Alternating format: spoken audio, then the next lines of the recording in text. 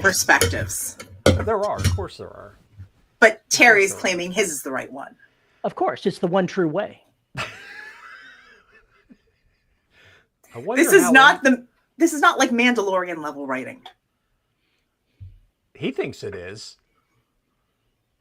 He thinks it is. But he's sitting here showing his face, so he's not like a real father. He's not like the one true. He's just, unless he's gonna like dress Bug up as Grogu. He's the one true Terry. This is the way. Stop huffing cats. Nong, nong, nong, nong, nong. Choo, choo, choo. Bite, bite, bite. Lick, lick. No, no, no, no, no. I am not going to say the term I used last time. I will behave myself. Choo, choo, choo, choo. I mean, we're not even 2 minutes in and already. Arg. Arg. Arg. It's ferocious. It's so ferocious. Dad, it's so ferocious. I'm going to get you. Listeners, you miss out on the craziest cat stuff. That's all I can say. Yes. That's all I can say. The viewers see it. It's small. It's floofy. It's ferocious. Xander's arguing. Now, Xander, you're giving me all these commands and honeydews in Discord. What are you doing? I don't think you have that kind of relationship. Did I get you? Yeah. Yes, I did. Yeah, we're gonna have to talk. What you gonna we're do gonna now? have to talk. What you gonna do now? You said you said the fearful 4-word combinations. We need to talk. We need to talk. That's never good. No, it's never good. good. Ever. Corollary to the heart. Fine. It's a very passive-aggressive way to do it, Xander. I'm just saying. No, you're right. That's something we should get in the habit of doing. Just all the pre-show shit. I've already had a day. Yeah, Rooster, I'm making you look something up. I don't know. Don't say it out loud. You might summon something. Nominatus? I don't know. I don't know Latin. Nominatus? That sounds better. Manominatus? Manominatus. That's my Roman name. I totally dare you to go with that. I don't even know how to spell that. Wow. And how many people would really get the joke? Well, this crowd did anyway. Yeah, no kidding. Enough would. I know. Howdy, folks, and welcome to another episode of the Deborah Watts Society. I am Paul E. Cooley. Joining me today, as always, Veronica Jaguar and Terry Mixon. What is up with you fine people? Not a lot. Just getting through stuff. More of the Trying same. not to be sick. Trying not to be sick. Oh, isn't that the... I am sure that, this time of year, y'all have to deal with it. Plenty of other people have to deal with it, but just like the pollen and allergies. Mm-hmm. Yeah, your ears feel like squishy because they're all full. And everything here is okay. You sound fine, but you're like, stop messing with my ears. That's been my day. This is the time of year where I usually end up with pneumonia or bronchitis. So, trying to stay that off. Don't speak it into existence then. Don't mention it. What the hell? Well, if I'm summoning elder gods, I might as well summon some elder hospitals. Not how that's supposed to work. Not how it's supposed to work. But yeah, other than that, still working on writing projects. I am now at the point where I have to figure out how to incorporate notes for edits into the 2 collab projects, because obviously I don't want to stop the forward momentum on them. We want to keep writing. But there's enough problems I can see so that when we do start to edit things, we can start fixing stuff. So I printed everything out. I've got notes. I've just got to figure out how to put those into the document without it being distracting. Gotcha. Until later. Haven't gone back to my solo project. I want to, but time. And yeah, I spent the week recovering from traveling, and my voice was not necessarily good enough to do a bunch of recording. I know that feeling. Yeah, like I recorded a chapter for the Patreon that my pseudo is the narrator for. That was fun. But other than that, it's been a lot of admin things, because you go to a conference and there's all this like learning stuff you do. And so I was writing thank you notes, and I was reading stuff and outlining stuff, and I've got to pull together demos, like new demos for both of my sites in the next few weeks. So I have to come up with between 16 and 24 unique demos, because my pseudo can't have the same demos as I do. No, it can't. No. So yeah. And James in the chat saying he's gauging my mood based on the yarn colors I'm crocheting. That's what they're happy colors. Oh my God, that hurts my eyes. It's pretty. You know what it reminds me of? It reminds me of those 3D images where you get all the, where everything comes out. Yeah. If I stare at it long enough, am I going to see like a ship? No, but if I finish it, I'm going to have like a pretty crocheted top. So, but yeah, so that's been my week. So, and of course my cats have, at least my boy cat has taken after Julius and has come up and tried to smother me at least 2 days out of this week. So Terry, I blame you. Sure. I take that blame. Okay. Big shock. Yeah. So what about you, Terry? We've had our share of cat drama this week. Oh, no. Gizmo has lost a lot of weight. So we've taken him to the vet and got him checked out. He's healthy, but he just stopped eating. So we have been getting his stomach restarted, force feeding him as needed, and he started eating again. So this is a good thing. Mm-hmm. But he lost a lot of weight in just a very short period of time. That ain't ever good. Poor tabby boy. He's almost 18 years old, so he's dealing with old man problems. Yeah, that sucks. You managed to do anything creatively while they're knocking your house down? Only in role-playing game stuff. It's hard to focus on writing when they're doing something. But they're supposed to be done, fingers crossed, with the home renovation part of the bathrooms and all the rest of the stuff around the house Tuesday. So right. Fingers crossed it may actually be over with. We still have the upstairs windows to do because we have to wait till we can get the cats out of the upstairs. Once they're done and we can release the cats, then we schedule it and it'll be 2 weeks out. Okay. So not awful. Role-playing wise, I backed a Kickstarter for the Traveler role-playing game and was going through their sample. And I found myself really liking a piece of art. And I stuck it in the live channel because I'm like, what are they doing to this girl's hair? I'm like, what is this? Oh. Somebody said electrical tape. It does look like it's electrical tape, doesn't it? It kind of does. I'm sure it's to darken that part out, but it's really poorly done. This was captured straight out of the sample PDF, so it's not exactly like I was going around and doing it. I mean, the shading on the hair, it does kind of mirror the weird shading on the other parts of like the lapels of the it's like the double lapel of the jacket where it's very angular. But I mean, when you said what's wrong with her hair, I instantly went to the highlight part. I'm thinking it's like ballroom dance hair that gets like shellacked down. But it looks like they put some kind of filter on to dim those parts down. Would be my guess. And on the website for it, they have a place where you can give them feedback. And I gave them feedback saying, "Hey, I love this art. You really need to do something about whatever you're doing to their hair, though." Yeah. True statement. Very true statement. If I could see it enough to where I wanted to capture the image I caught here was larger than it looks in the actual PDF, but I could see it enough to know that it was there before I captured the image. Yeah, I can. No, I noticed it in the preview.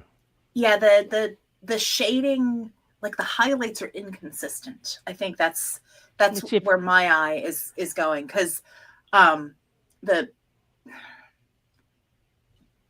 The shading on the boobs is inconsistent. Let me see if I can capture how it looks with in the image. They're also not parallel. That's why I said the shading is wrong. They are, but the shading is off because the light should hit at the same height, even if you've got the triangle piece on the top. It's like one is going further. There's more of a contour on one to the other. So it makes one of the boobs look like it's smaller and lower than the other one. Hey, Walker. Hi, John. Hey, John.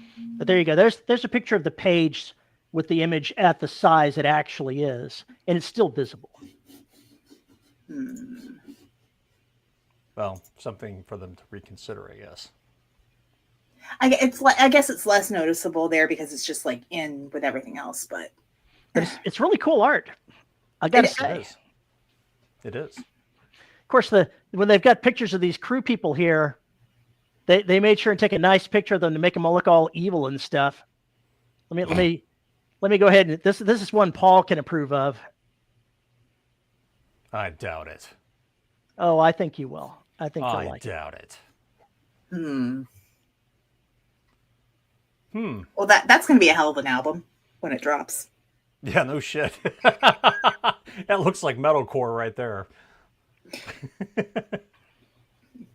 Interstellar Rhapsody.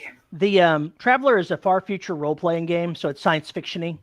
And that particular character and the ones shown on here, they look human, but they're not. They're androids. Okay. So that's why they have the weird red light photo, I'm sure, to show them as different than everyone else. Oh, they're different, all right. Nobody knows they're androids. They just are. Wanna know. No, but the Kickstarter project, I'll put a link to the Kickstarter project in there. It's for our Mongoose Travelers Singularity 3 or 4 book set. And it deals with artificial intelligence, not the kind we're dealing with today, but the actual conscious digital intelligences, sentient life forms, and what the ethics of doing that kind of thing is, and the pros and the cons, and an adventure wrapped around an alien conscious intelligence that claims it wants to help humanity, but does it really? I want to help you. Why are you armed like that? Well, to be fair, it's been a prisoner of humans for thousands of years after they found it on a derelict ship. So it wants out. Helping. I've only seen the first 50 pages of the first book, so I don't know what the climax of this particular story looks like, but I think I can see some general outlines of how it might go. Because the artificial intelligence created a lesser powered version of itself to send out under the noses of the people that were watching over it. And so these androids and a lesser version of itself are trying to figure out what about humanity is there. And they do want to figure out a way to help humanity. This artificial intelligence was designed to help people, to make things better for people. It was alien people, but it was people. And this artificial intelligence wants to expand that, since their race is gone, to humanity and everybody else. But I suspect when they finally get back to rescuing the big boss, it's not going to be so benevolent. And you're going to have little boss and big boss at loggerheads. And I can see that as being a fun story to play out. Interesting. Well, what else do you know? I know that my next novel comes out tomorrow. Woohoo! The Forgotten Ship. I almost forgot the book was coming out. That's only par for the course, right? I mean, well, at your age. Well, I am 60. That's the way it is. Oh my gosh. Rude. Rude. But once the home narrations are done, I will go ahead and read the first couple of chapters again to refamiliarize myself and get back into the writing so that I can get it done by the deadline. I have to turn it in, I want to say by the end of next month, close to the end of next month. So a little bit more than 30, like 35 days from now, I need to turn it in. You got some time for you. Yeah, I've got time to make it happen. And without people traipsing in and out of the house, maybe I can get it done. It's impossible to work when there are people working next door to you and going in and out, and you keep getting interrupted to go look at this, go look at that, go do this other thing. Yes. Been there, done that. Bought the T-shirt, saw the movie, didn't enjoy any of it. Rated 1 star. Yeah, pretty much. Before we go on to you, Paul, everyone that's listening, I'll post the link to the Kickstarter to see if it's something up your bag, because I really love the Traveler role-playing game. Maybe other people don't, but I do. It's an interesting universe. Well, let's see, what in the hell have I been up to? I've been up to recording. I've been up to a little bit of writing.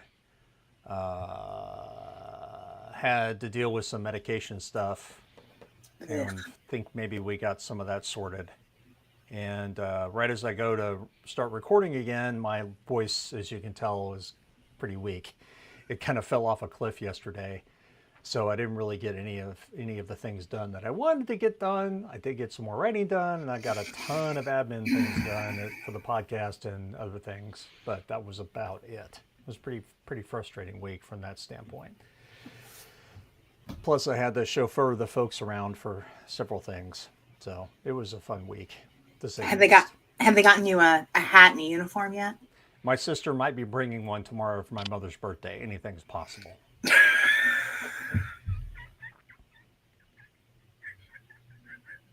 You know, single children don't understand. They do not understand. If you have a brother or sister, especially if they're older, you'd understand. Oldest of 5. I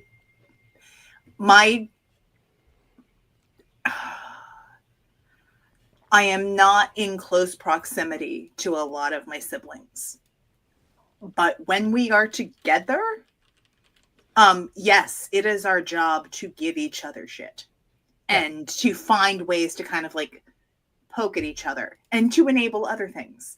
And yes, I totally get that. Or it's even better when they have kids, you enable their children and you should have cause seen stuff my to happen. cousins. Oh my God. Anyway, yeah, it's just if you're a single child, you just do not understand. You can't possibly understand.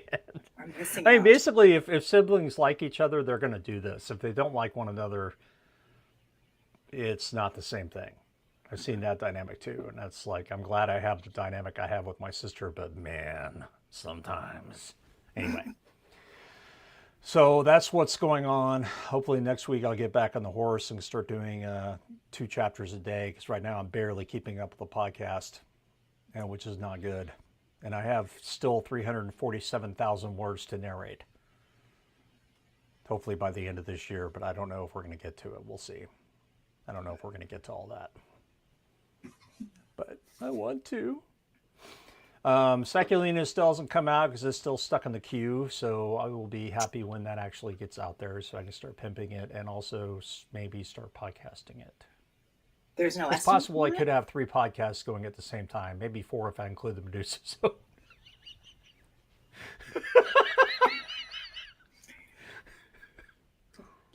You're creating problems out of your own success. You do realize this, right? Yeah. Well, yeah, something like that. Okay. Anyway, that's pretty much all I've got to say, for the most part. Except titles. Now, I normally don't have problems coming up with titles for things. And I saw somebody put something in chat that I'll discuss in a second. But here's the question for y'all.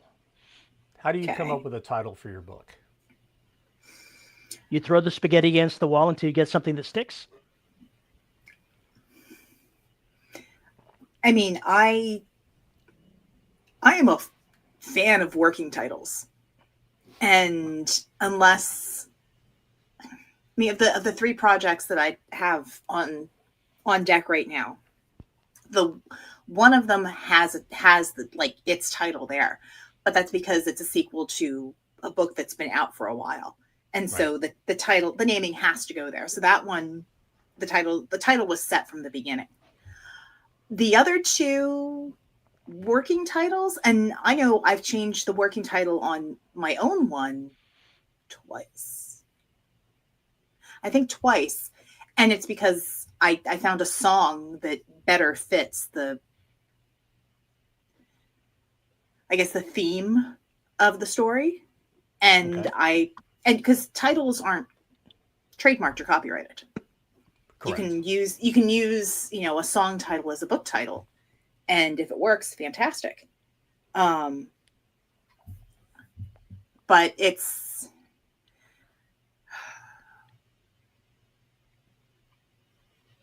yes. I think finding the right title is hard, which is why I'm perfectly happy to throw a working title there. What about you, Terry? Well, it's a fairly deep question.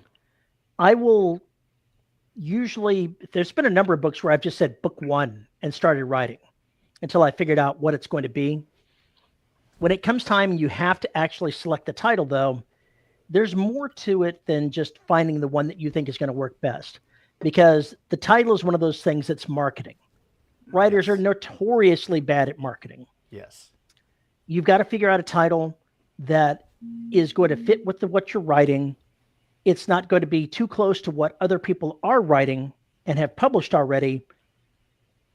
It can't be too short. It can't be too long. And I know that there are some that are longer, but if you're going more than 3 or 4 words in your title, you're probably too long. Unless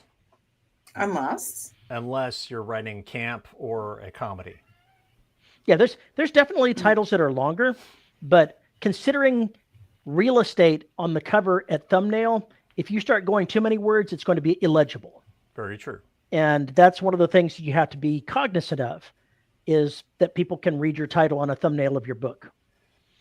So it can be challenging, and there is kind of an art form to doing it. You just keep throwing out things, and you keep looking at things, and eventually you'll find one that, if it's not what you're looking for, it's close, and it'll send you down a different path of words to maybe find that right title.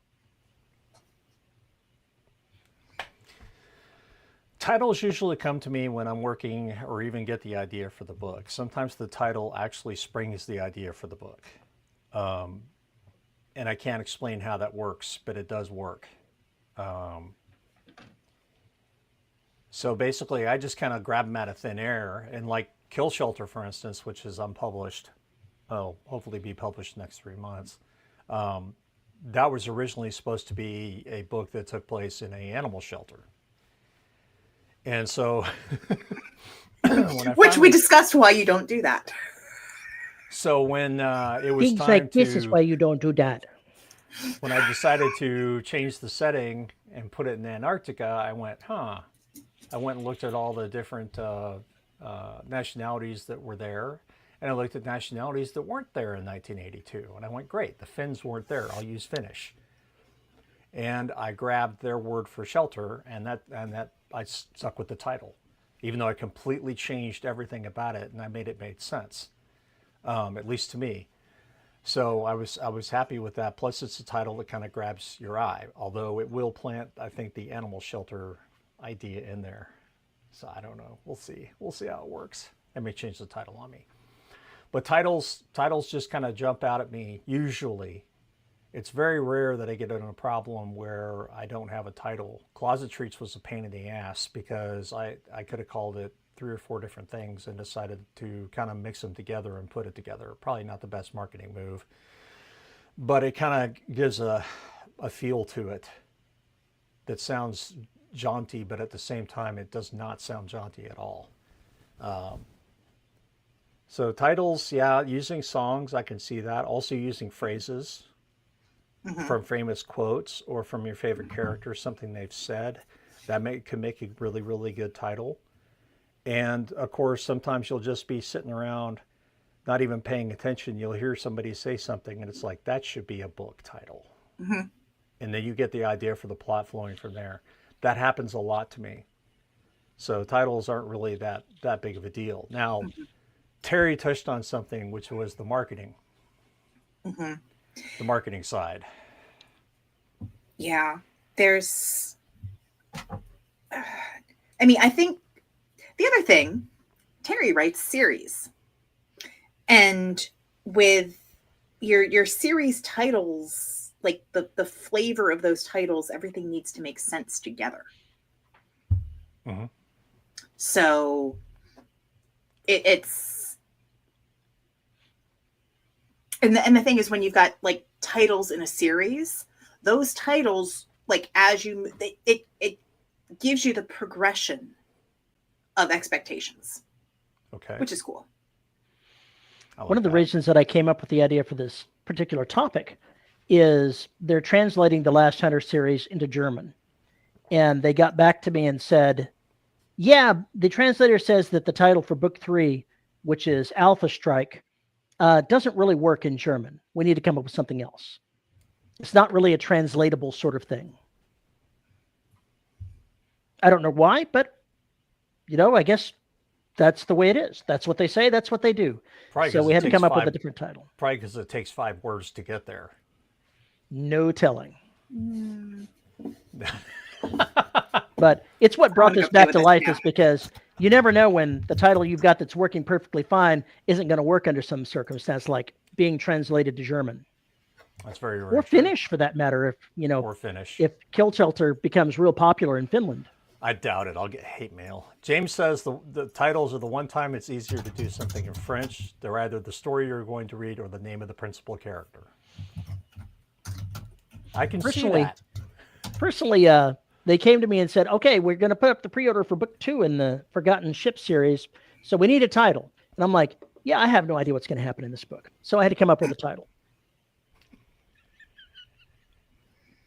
Oh my God.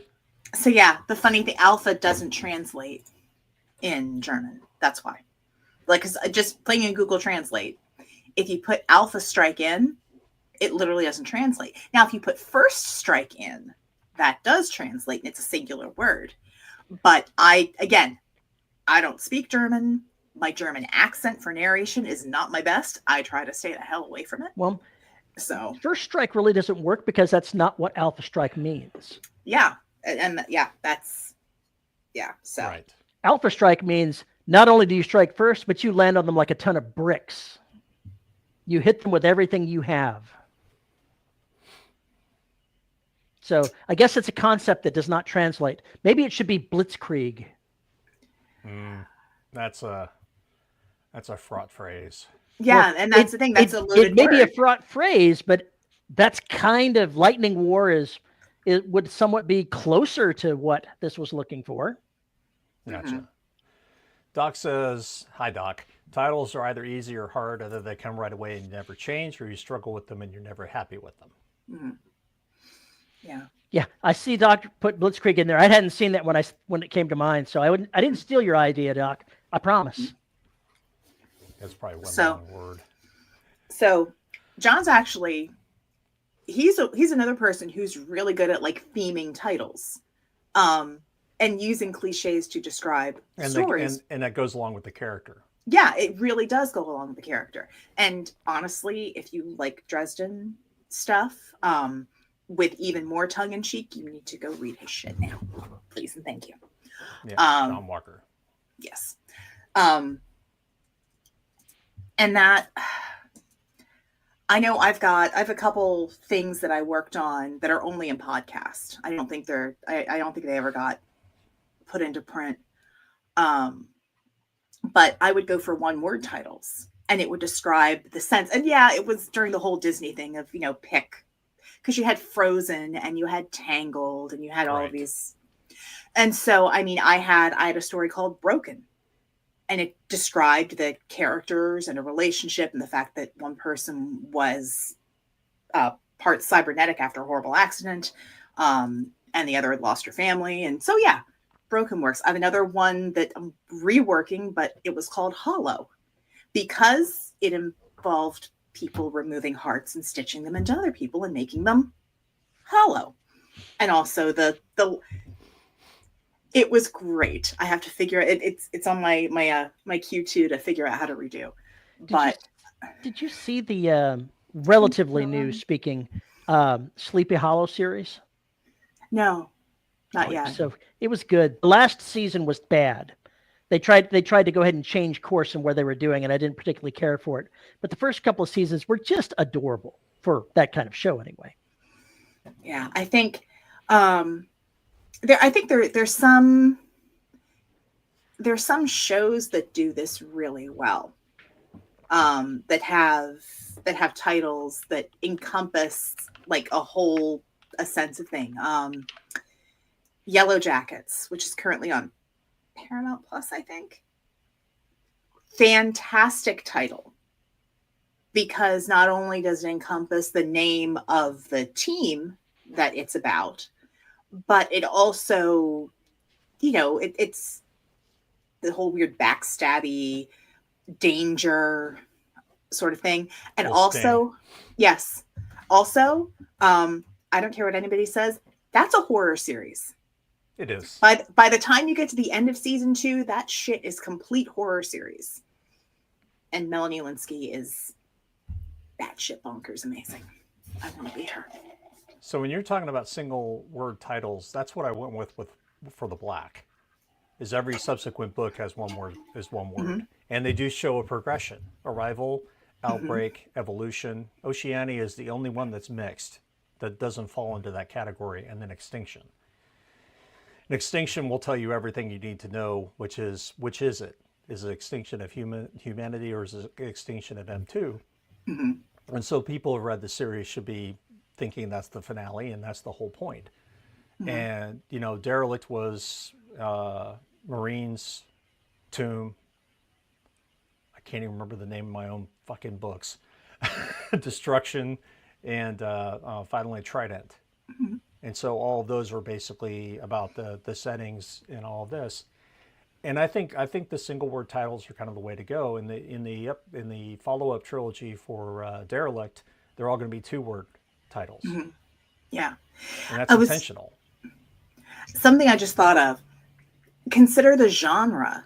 So the genre that you're writing in is going to kind of dictate your titling. So think about horror.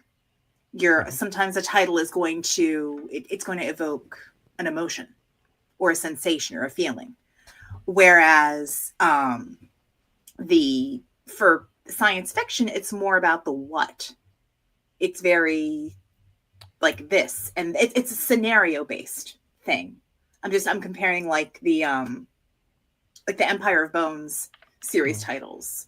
This is like the major piece or the major event, or just it describes the big arc that happens. And then so Doc, who writes steampunk, it follows very much the, how to describe it. It feels like almost like Agatha Christie, sort of that almost like the mystery bit. You have a caper that you're solving. And it's very catchy along those bits, because you've got the alliteration in there as well. Again, intentional repetition of words and everything else, so that all rolls off the tongue. Butcher does something very similar for Dresden. It's always the same number of syllables, I think. I think that's how it works. Yep. I can't remember. I posted some images for you in the live there. Yeah. Ooh. Then you get this nonsense. Xander says there's an upcoming anime based on a light novel called Backstabbed in a Backwater Dungeon. My party tried to kill me, but thanks to an infinite gotcha, I got level 19999 friends, and I'm out of for revenge. Yeah, that'll fit on a cover. Longest subtitle in human history. Holy cow. Oh, I bet it's not the longest subtitle. I bet it's not. But genre. It fits for the genre. Yes, it does. Automatically, you're expecting tongue-in-cheek. You know it's going to be RPG related. and you know it's going to have all sorts of crazy going on just by the virtue of the description. And so, as crazy and unwieldy as it might be, he's a good boy. It does work in the marketing, I think. Mm-hmm. But I'm still wondering how they're going to put that on the cover. Creatively. That's how they fit it on the cover. Holy crap, Xander. Let me take a look. But that works. Wow. But the thing is, that works. It works really well because it's using the text as descriptor, but also as image to go along and like with the characters, because it's still pulling the cup. That's really smart. Okay. I know another favorite example I have of mine, and I'm going to keep talking about her because another fave indie author. She has a hockey series, and the series, it's like 2 for boarding, 2 for fighting, 2 for, and it's based on penalties. It's fantastic. 2 for hooking. I don't know if I gotta check if it is. If it's not, then I need to talk to her about like some kind of like hockey crochet crossover. Is 2 for slashing the murder spree that goes on by the enforcer? Is that what's going on here? Oh my lord, no! Wow, I know she's a novella in there that's called 2 for tacos, but. ST says the title will usually come with the idea for me. Both are package deal. I do make exceptions if it's something for a publisher. I'm never married to those titles as a rule. Yeah, I think that if you're working with a publisher, in fact, I've seen 2 contracts now where the publisher says, hey, we want your title, but we reserve the right to go, fuck no. Because they don't want, the Tentrilochus, but it goes on for 24 words, kind of title about your little horror novel. But Nominaticus? Nominaticus. Don't want to be innominatus. I can't even pronounce this word I put in my title description with my avatar. That's really pathetic. You have to be somewhat flexible. And I've come up with working titles I ended up ditching. I just referred to a book by that working title and ended up completely changing it for whatever reason. So you just do what makes sense at the time. Yeah. Oh, Lightning Strike. What about Lightning Strike, Terry? It's already too late. They've already selected something. I forgot what they've selected. Let me look and see what they selected. What was it? La la la la la la la. So I did post the series in live that has it's 2 for interference, 2 for holding, 2 for roughing, 2 for boarding, 2 for charging, and 2 for tacos. Here's your title. Let me paste that into the other. Come on, Discord. There you, ow! Let go of my leg with those claws. You Jesus H. Leo. Yeah, that hurt.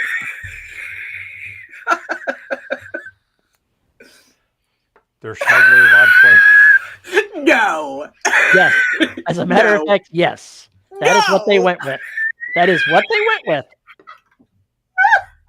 I'm sorry. That's it. Just go ahead and laugh. Just go ahead. You know, my feelings aren't hurt about this. So is that the Port Royal smuggler? Is that basically what that's saying? James, you'll have to translate for me. It literally means the smuggler of Port Royal. Okay, so I got it. Okay, this is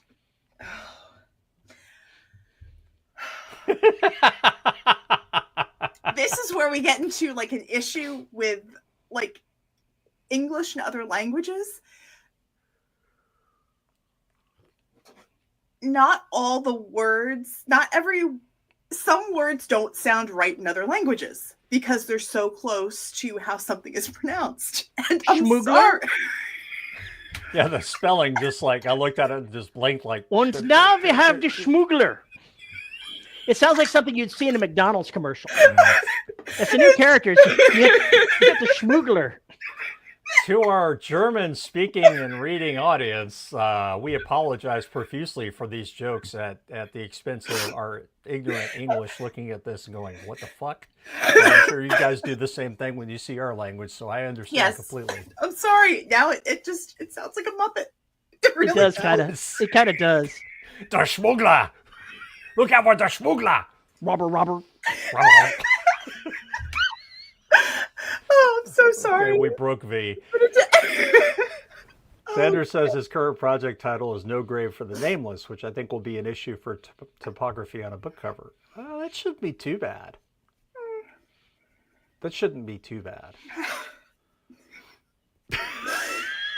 She's wrecked, we man. broke We totally wrecked her, man. Sorry. Oh my gosh. James says, currently my umbrella term for what I'm writing is fractured, and so titles will flow from that. Mm-hmm. We lost Terry. You didn't lose me. The cats are messing with my stuff. Been there, done that. It was bad. Anime always takes the crazy ball and just runs with it. Oh, absolutely. Yeah, that does not. That is a very true statement. Mm-hmm. Oh no! Something very bad happened.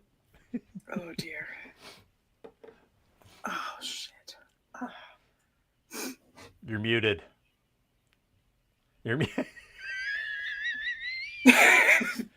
Click the unmute button. There you go. I did earlier. It just didn't take. Mm-hmm. Sassy is guilty of this. Here's the culprit. Sassy? Ma'am, how dare you? She says, no talking, Dad. Pay attention to me. Me. I can bite you. ST says on the contract thing, Paul, my current publisher did exactly that with my latest novel. Looking back, they made the right call. Yeah, if they have to market it and they also have to fit the title on the cover, and then it's also got to go with their shtick, whatever their shtick is. So, which kind of makes sense to me. You know, if you're going to say The Lover, it's probably not a good name for a horror book. No. Unless, I mean, even if it's being ironic from a marketing perspective, that has got some problems, I think. I'd be crazy enough to do it, but it probably wouldn't be a good plan. You did do that. Never mind. Another title, Xander says, actually it was Lovers. Xander says, another title I have for my whip is The Scavenger's Ascension, but I don't know if I like it. It feels too much like 20 dozen other things in the fantasy market. Yeah. Ascension is probably overused. Mm-hmm. Scavenger's okay. Yeah, that's it. It's there's definitely something there, and I know. Go back through looking up in the. Oh, sorry, Terry's dealing with cats. I'm trying to like scroll back up through the chat and find it.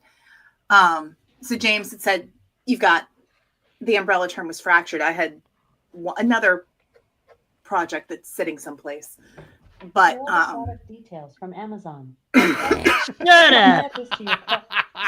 Nobody wants you. Damn, Alexa, button in on everything. Get out of there. But I had one like Fortune, and so it was like Fortune's Fool, Fortune's Favor. So doing plays on Fortune for a trilogy. And I think I was going to change that because I changed something in the core plot, and it no longer made sense. So it's like, nope, no title. But I like finding titles afterward. I like a working title. I don't think there's any right or wrong strategy on that. Sometimes you don't know what it is, but it just depends on how you write. Yeah. The titles come or they don't, but I mean, most of my novels come with an image that I had that I wanted to work toward. And so the title kind of pops out of that. Mm-hmm. So it's often about the image that's in my head and nothing else. Yeah, go ahead. Oh, let's see.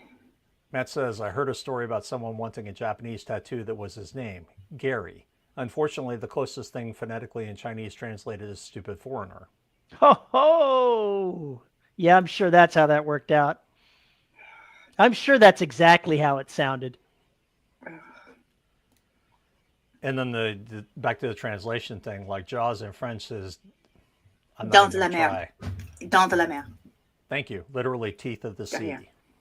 Mm-hmm. I think the black is very much like that. I think the black has, if when it's translated into something like that too.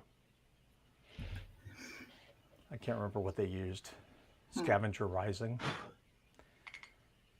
Synonyms or antonyms of the word fractured. Got it. Here you go, Terry.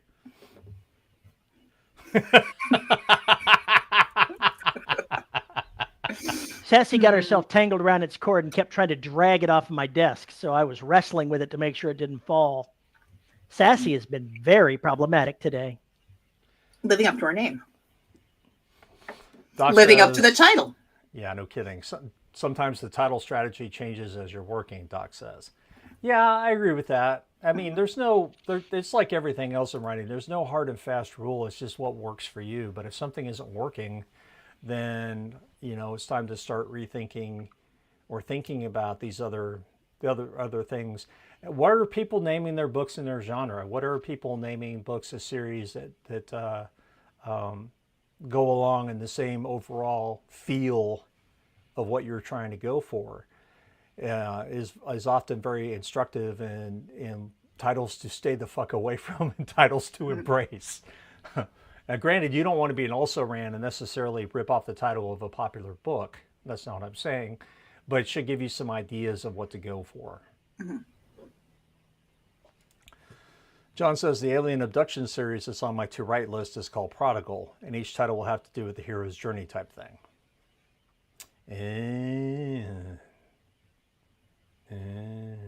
Okay, that'll be interesting. It's less of a code and more of a collection of loose guidelines. Yeah. There's a lot more tattoos out there which are unable to translate, apparently. I'm not surprised by that. Maybe Not what you at do all. first is you go find the word for the character you want rather than saying, the character for something simple. Yeah. Yeah, do your research. You doubt it will be interesting. Stop it, John. Yeah, we got Doc and John in here. We've known them forever. My God. Yeah, somehow they still keep coming back. I don't know how this I happens. I have known John longer than I have had one of my children. Actually, two. Wow. Damn. Wait a second. Hold on now. Hold on. Has anybody asked Maury Povich if he is really the father?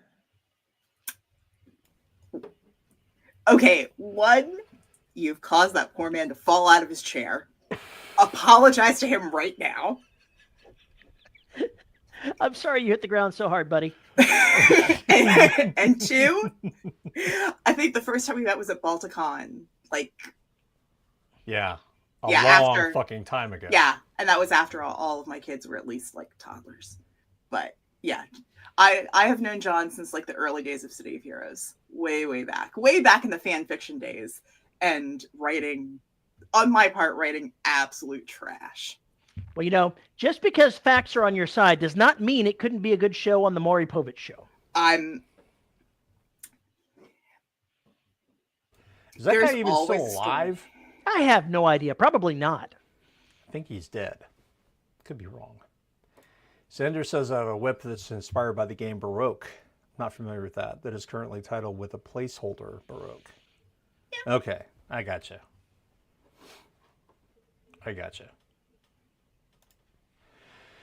So now we sorted that out. What are your thoughts on chapter titles?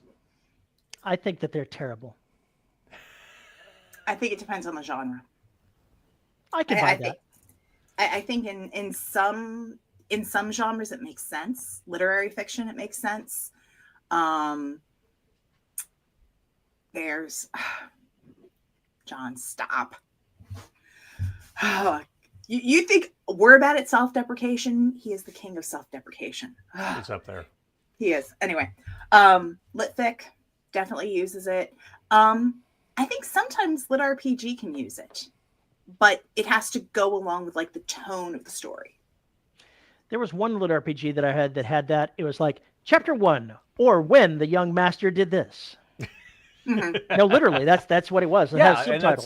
that's 1600s, and even 1800s motif. Yeah. I've Where seen you it had with that. steampunk and Yeah, with they're ripping like off ancient Regency literature. fiction. Hmm. You can't get Ancient behind me. literature. You cause trouble.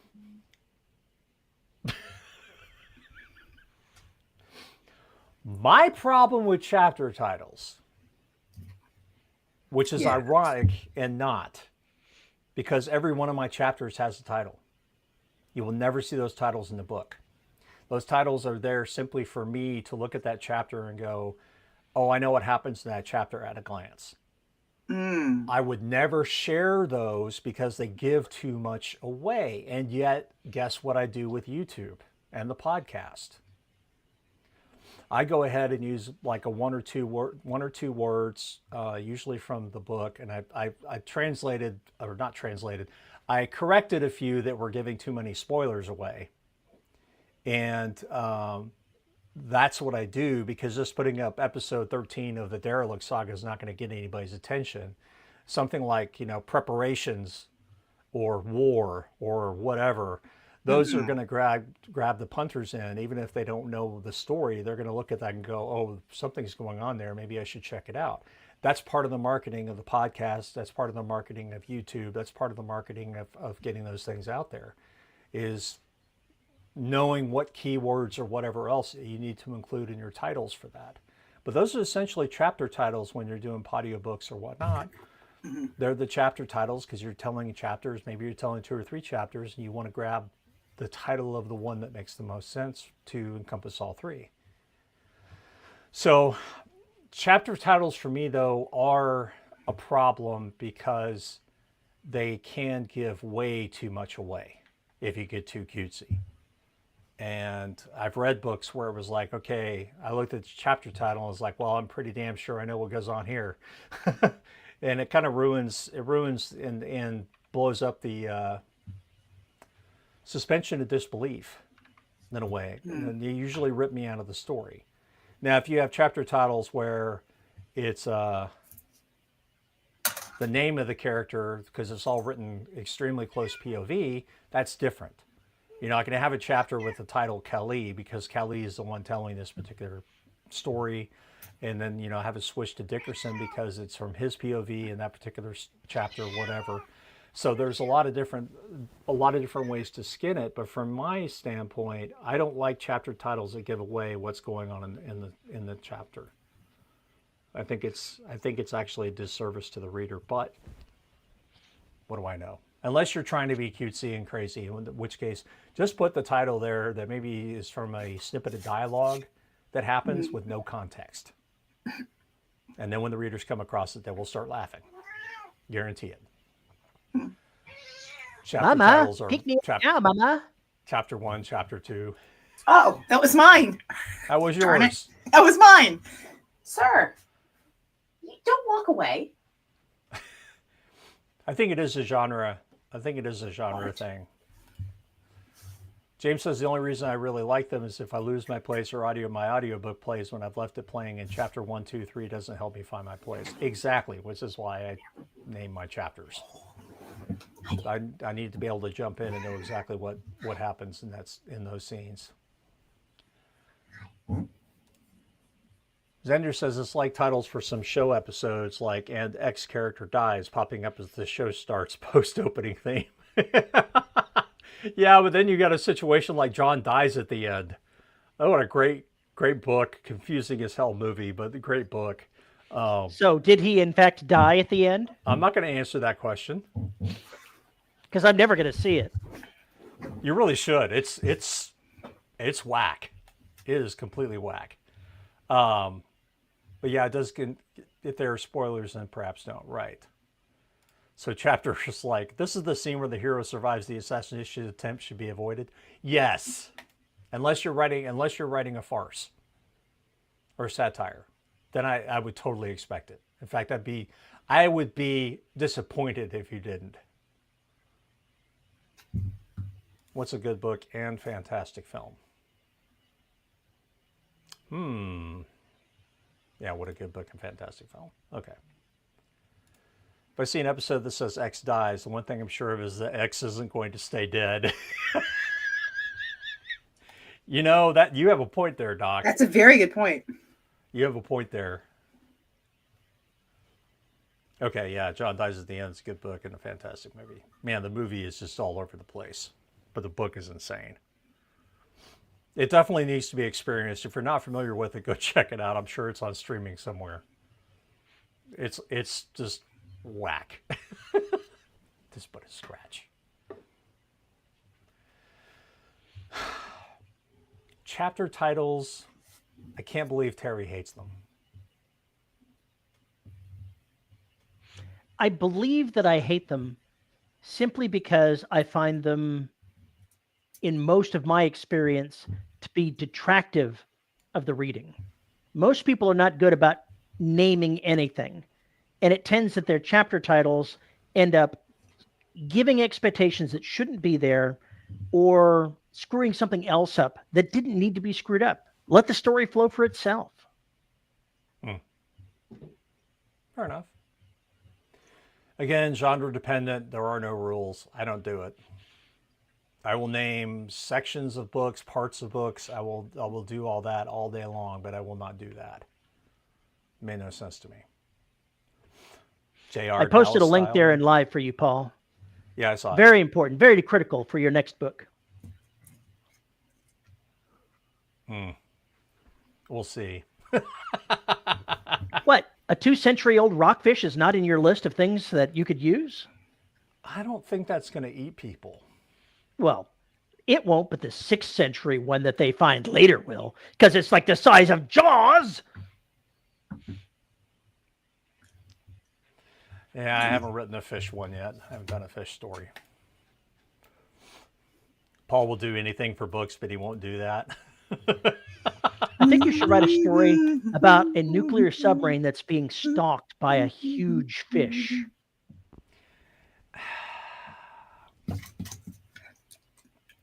Actually, can't see it. No. I mean, okay, so think about, you've got so the whole premise with Hunt for Red October was that they couldn't find it because it sounded like whales humping, essentially.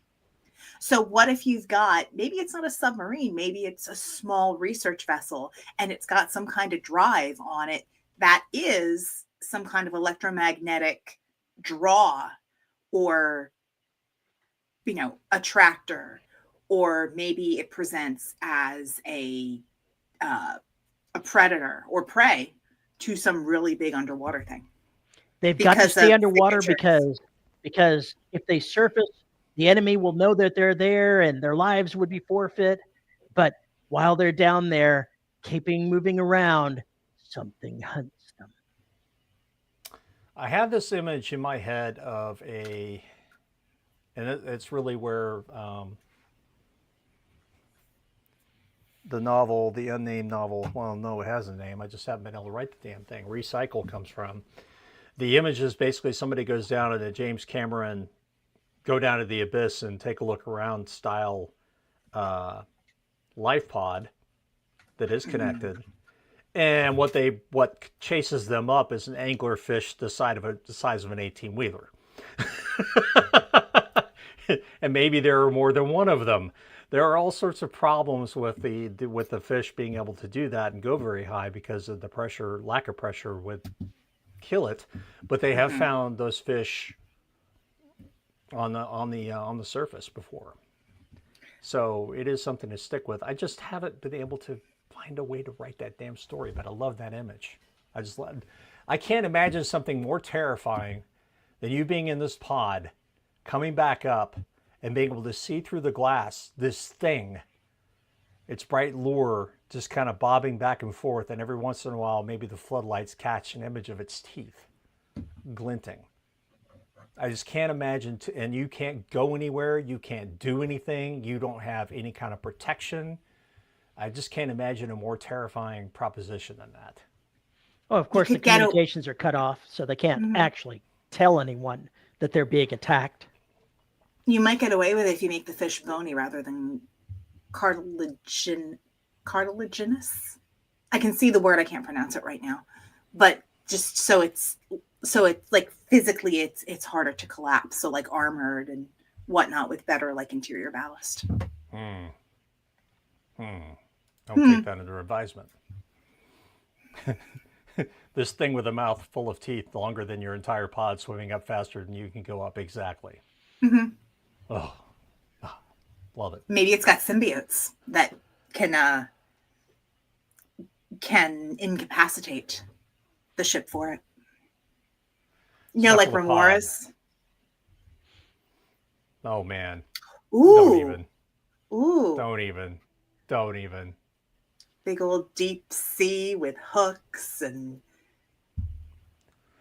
I have something I need to talk to After Dark about when we get there, but it involves desiccants and jellyfish. That's all I'm going to say.